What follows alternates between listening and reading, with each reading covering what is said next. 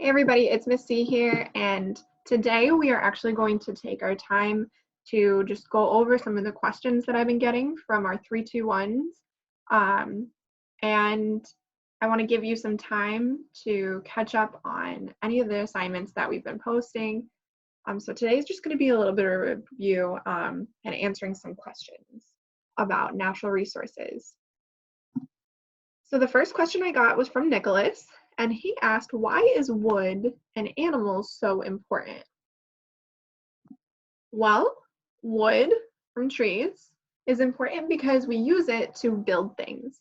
We use wood to build buildings, we use wood to build our houses, our schools, and we use it for a lot of other things. So mainly it helps us build society as we know it.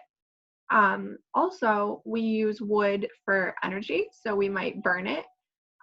We might break it down into other substances and use that. We also use wood for paper. We get all of our paper from trees. And trees are also important because not only do we use wood for things, but trees are important because they grow things also that we use. So we use their leaves for things like medicine.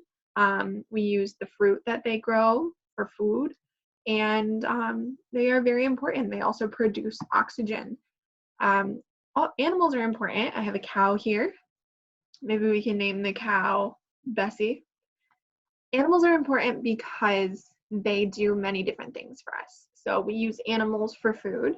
So a cow, we might actually eat the cow, eat its muscle, its meat, or we would drink its milk or use its milk to make cheese, to make butter. So it's very important that we have animals because we use them for food and we also use them for different things. So sheep, what would we use a sheep for? Their wool on the outside of them keeps them warm, and we could shear them, we could shave it off, and we could use that wool to make socks, to make blankets, to make other things. So animals are very important because we use them to make clothes, to make food. We use them to trade. Trees and animals are important to different states because they sell them. So that is how they stimulate their economy, and their economy is all the money that exists in a civilization that kind of moves throughout it and keeps everything going. Nicholas also asked, why does soil weigh so much? It's a very good question, Nicholas. Soil weighs a lot, as we learned in the Brain Pop video. Soil weighs a lot because it takes hundreds of years to make, and it's made through the weathering of rock. So that we see in this picture here of all these soil layers, we see some pieces of rock, we see lots of mineral, we see roots, we see organic matter. So there's an organic layer at the top, that's this very, very dark black layer, and excuse me, the organic matter is all of those plants and animals that have just recently died and broken down and been broken down by those decomposers, by worms, by bugs, by fungus.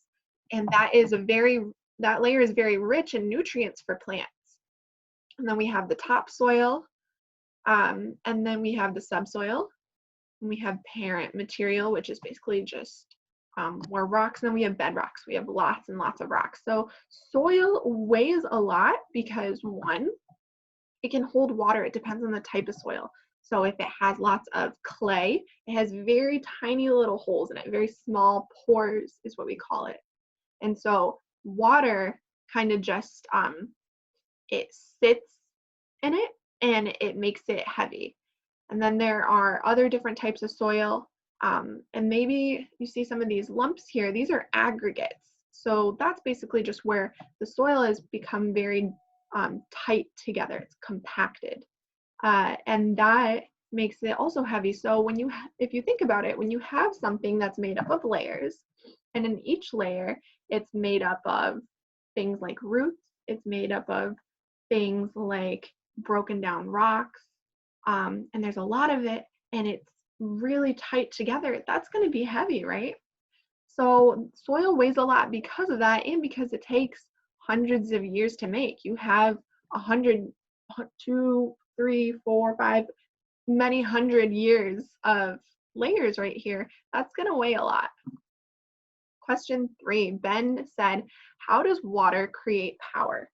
So Ben was asking about hydroelectric power, and I have a video that we're going to watch. And this is from actually one of the National Energy, from the U.S. Department of Energy. So you can trust that.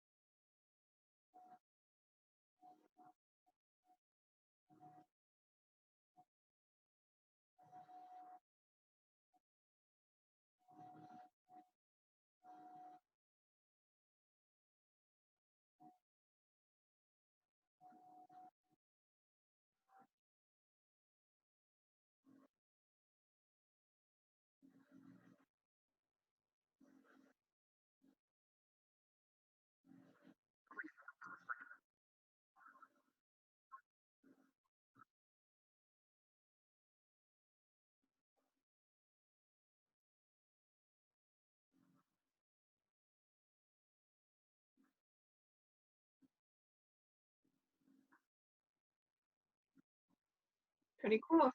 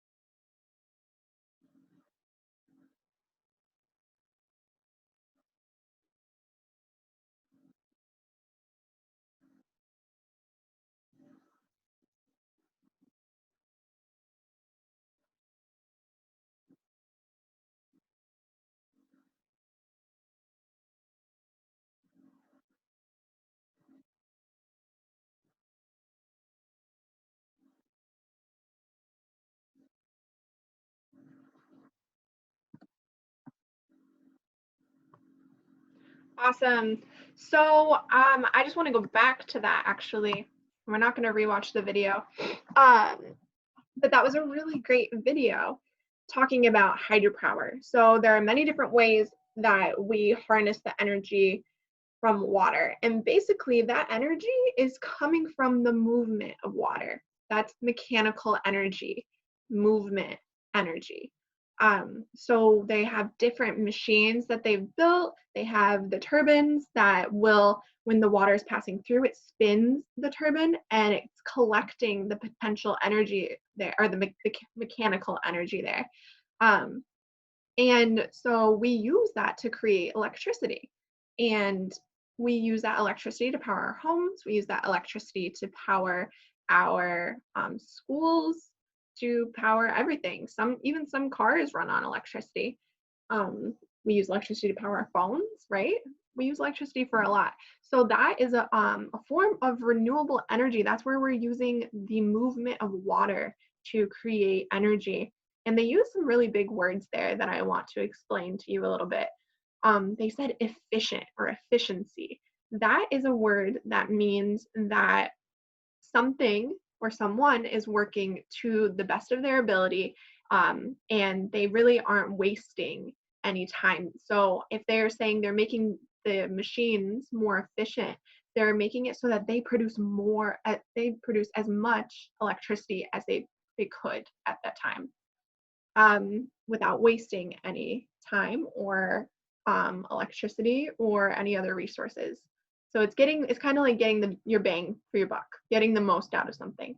And then they also use the word retrofit. So they were saying that there are tons of dams, there are tons of hydropower facilities that exist in the United States right now, but they aren't producing electricity, or they aren't producing as much electricity as they could be.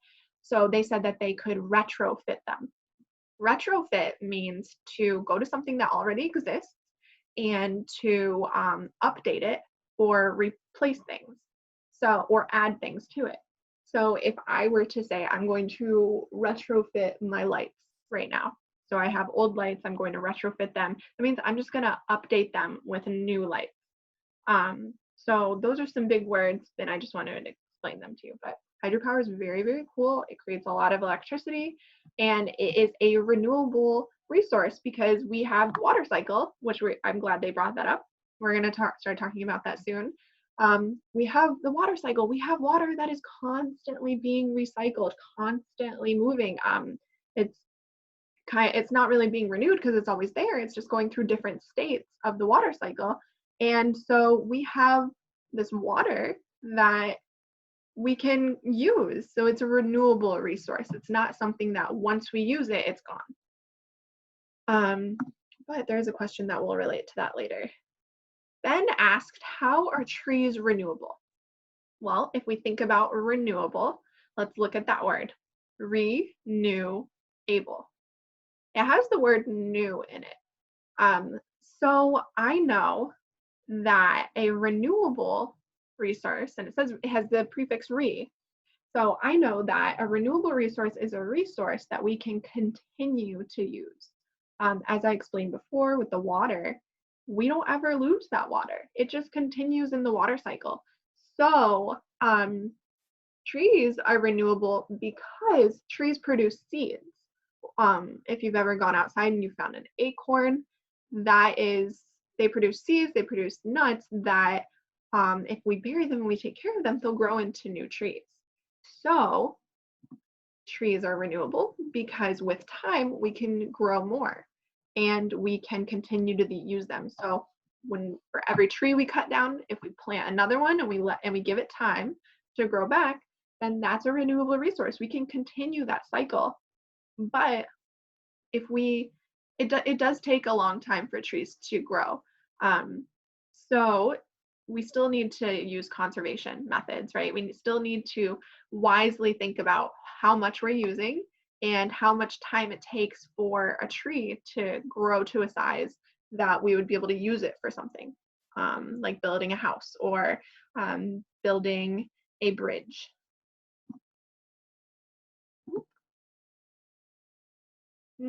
I did not mean to put this picture over that. I'm going to go back. There's a question underneath this picture, and it's from Autumn, and it says, what are fossil fuels? So this is a picture of coal. Fossil fuels are basically, they are fuels that have been created by living organisms that have died, and over millions of years, they have that dead matter has built up into what we call fossil fuels. So sometimes we talk about dinosaurs and how there were many, many dinosaurs. a long time ago, and they all died. And what happened was they were buried, right? And they broke down, and within the earth, because it was millions of years ago, where they broke down, it, you know how we were talking about soil layers, they that broken down material was trapped inside the earth. So that's why we have to dig for natural gases. That's why we have to mine coal. These are all forms of fossil fuels, and we use these fossil fuels for energy, for power. We burn them, and they create power. So they power our trains, they power our planes, they power our cars. Even some houses run off of natural gas. So those are all coming from something that was once living. And so if we think about the word fossil, a fossil is something that what died, what was preserved. Basically, it's that energy from these things that were once living that was trapped inside the earth or formed into coal or things like that. So that's what a fossil fuel is. Autumn also asked, what is pollution? So I have two pictures here. They are not the happiest pictures. Right here, what do you see? I see lots of plastic bottles. I see lots of plastic. I see a lighthouse in the background, and I see the ocean and sand. So this is a beach. And how do you think all of these things got there? They got there because they were washed up from the water, from the ocean, or people just left them there. They've been dumping them there. So this is a form of pollution. We would say that this beach is extremely polluted. Now, if you look at this picture over here, what is this here? This is a city. I see buildings. I see maybe even a mountain in the background, but I can't really tell because of how much smog there is. Now, smog is when there are chemicals and particles in the air that are just really sitting low in the air. And this is a form of air pollution. So we say that some cities are their air is very polluted because they have lots and lots of people living in one small space, and they are using their cars, they are using their buses, they're using lots of things that burn those fossil fuels. So fossil fuels are an example of non-renewable resources. So we only have so much of them. If there were dinosaurs millions of years ago and they died, do we have dinosaurs now? No. So, and it took millions of years for those fossil fuels to form. So within our lifetime, those are non-renewable. Once we use them, we don't have any more. We can't make any more. And also, fossil fuels they cause a lot of pollution. So this smog we see here, this air pollution, is caused by those fossil fuels. It's caused by the burning of coal. Is caused by the burning of oil. And what happens is a lot of carbon dioxide and other sorts of chemicals are released into the air, and they just kind of sit there, and it's not good for anybody. Is this plastic on the beach, if it was once in the ocean, is that good for the sharks or the whales? What do you think would happen to them if they ate one of those? What do you think would happen to us if we ate one of those? We would get really sick. So would the animals. And this smog, would you want to breathe it in? No, I wouldn't want to breathe it in. So that's not good for us or for our environment. So pollution is any sort of substance. And a substance can be a solid, it can be a liquid, it can be a gas that is added to our environment. And it's added to our environment at a rate that is faster than the earth can get rid of it. So basically, a little bit of fossil fuels into the air really wouldn't be as detrimental or as such a big deal. And it really wouldn't cause as much pollution, but it's the fact that we have so many people doing it all at once that we have added just too much into the air to the point where it sits and it causes this cloudiness that we can potentially breathe in, because there's just too much at once. So there's just too much plastic here at once. And we all know it takes a very, very long time for plastic to break down. So the earth kind of has the ability to dissolve things, to dilute things, to break things down. So because we've added it just too much, it doesn't have that opportunity. And this can cause bad side effects for living organisms like us. And I think that is the last question that I have here in my slides. So I just wanted to go over some of these questions that are coming up about natural resources. I am so happy to answer any of these questions. And I also wanted to give you some time to catch up. I see a lot of people joining Google Classroom. I'm so happy about that. And I want to give you some time to catch up on some of the assignments and some of the work. So I hope that you all have a wonderful day. Please go answer the exit ticket for this so that I know that you watched the video. And I will see you all tomorrow. And we will begin talking about the water cycle and watersheds. Okay, everybody. I hope that you have a great day.